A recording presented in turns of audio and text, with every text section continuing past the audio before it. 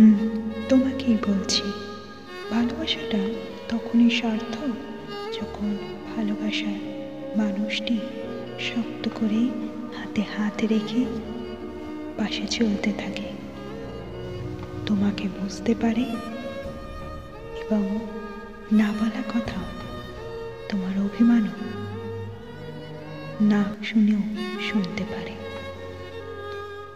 তার জন্য কোনো ভাষা লাগে না, অনুভূতিই যথেষ্ট।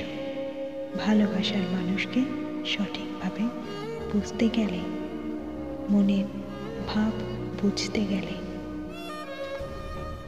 নিজের মনকে তার মনের সঙ্গে মেলবন্ধন ঘটাতে হয়, তবেই তা সার্থকতা লাভ করে।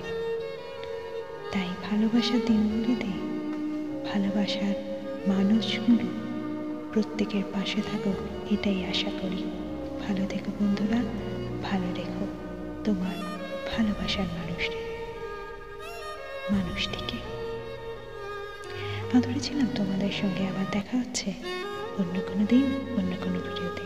টিল দেন সবাই ভালো থেকো, ভালোবাসায় রেখো। টাটা।